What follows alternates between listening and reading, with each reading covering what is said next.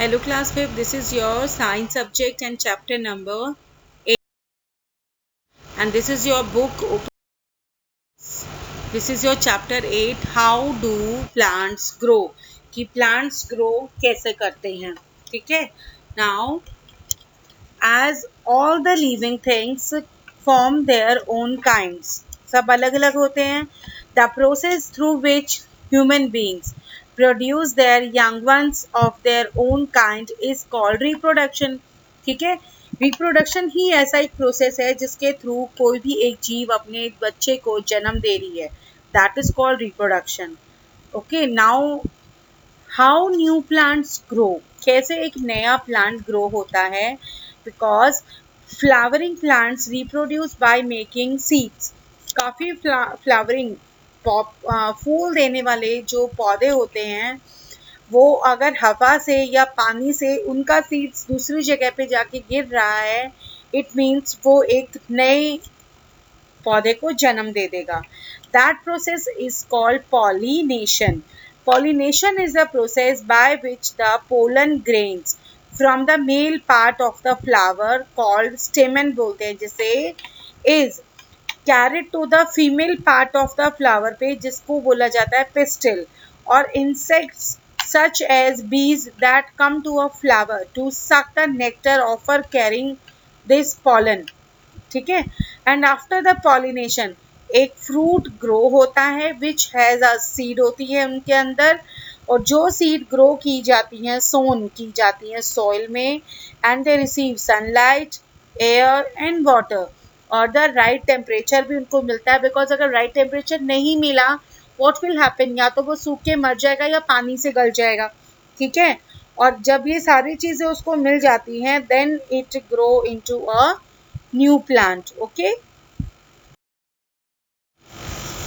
And parts of seed के parts क्या होते हैं, जैसे आपको स्क्रीन पे दिखाई दे रहा है. हर एक के सीड्स जो हैं साइजेस अलग होते हैं, शेप अलग होते हैं, कलर भी अलग होते हैं. And some can be eaten and some can not be. कुछ को हम खा भी सकते हैं. And within every seed एक छोटा टीनी प्लांट या एम्ब्रॉय बोलते हैं जिसे, वो उसके अंदर होता है जो उसका बीज होता है. Like you can see on your screen, outer covering आपकी जो सीड की है उसे बोला जाता है सीड कोट. दिख रहा है आपको स्क्रीन पे बॉक्स में एरो करके दिया हुआ है, मैंने लिखा है सीड कोट. ये उस बीज की कवरिंग है. ठीक है. एंड जो सीड कोट हेल्प करता है उस एम्ब्रॉय को अंदर किसी तरह का नुकसान ना हो और उसको सूखने के लिए. और जो seed coats can be thin and soft as it beans और थिक और hard as in coconut seeds के अंदर. जैसे ये इसके वो थे उसको बचाने के लिए, और उसके अंदर जो ये बीज निकला है दिस इज द सीड. ठीक है.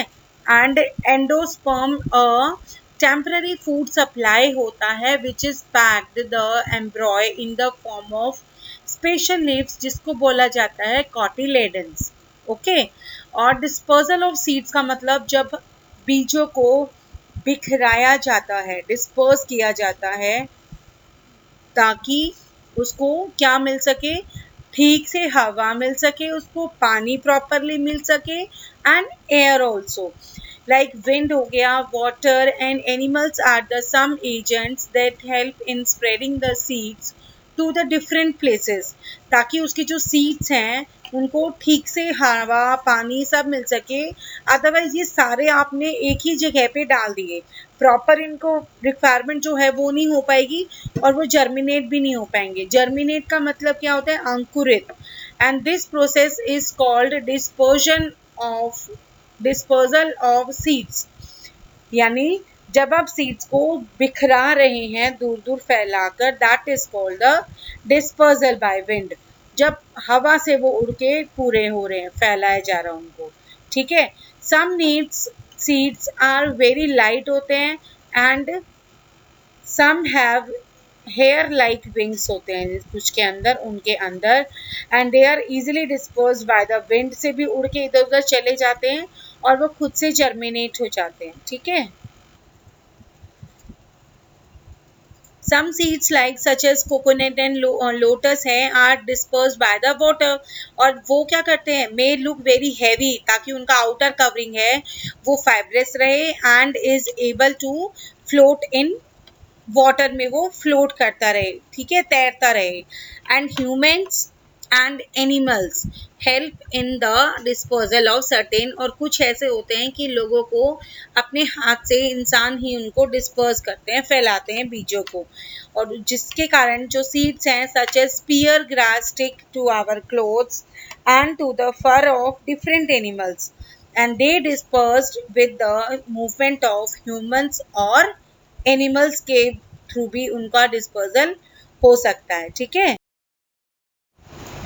एंड चेरी और आपको ब्लैकबेरी, कुछ एनिमल्स उनको खाते हैं, और अगर वो सीड्स खाते हुए एक जगह से दूसरी जगह पे वो गिर गया तो वो क्या होता है, वहाँ उसको अगर पानी मिल रहा है, एयर भी है, सनलाइट भी, तो वो वहाँ पर फैल जाते हैं, तो वहाँ पर भी वो दोबारे हो जाते हैं वो, ठीक है. जैसे हमारा पी प्लांट है and the balsam plant also disperse by the explosion मतलब उसमें बीज पकने के बाद वो खुल जाता है और उससे फैल जाता है, ठीक है.